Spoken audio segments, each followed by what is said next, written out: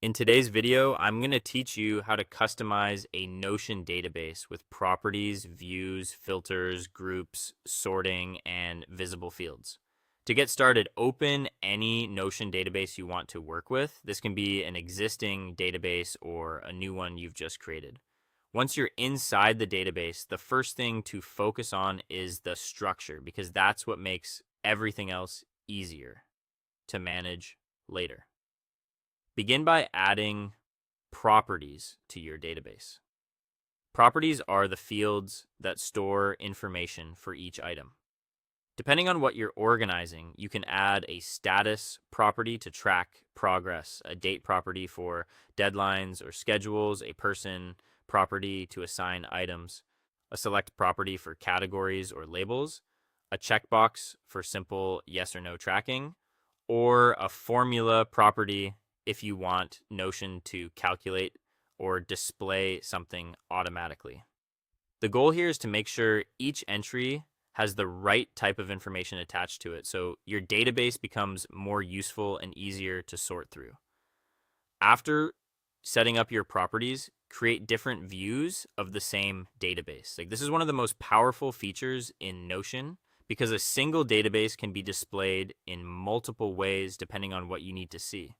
You can create a table view for a clean spreadsheet style layout, a board view for a workflow setup, a calendar view for anything date related, a list view for a simple and compact format, or a gallery view if you want larger visual cards.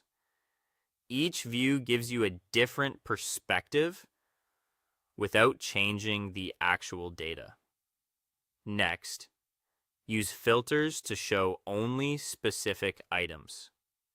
Filters are especially helpful when your database starts growing and you don't want to look at everything at once. For example, you might want to display only tasks that are active, only items assigned to a certain person, or only records that match a particular category.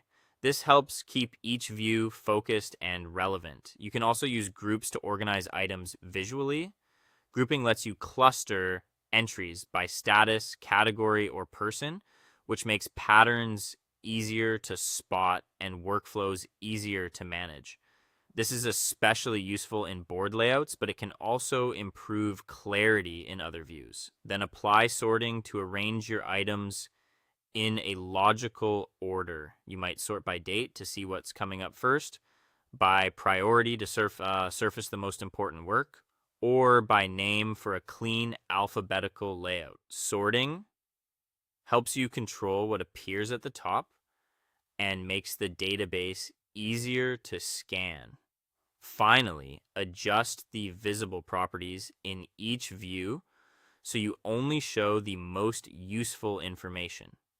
Not every field needs to appear everywhere.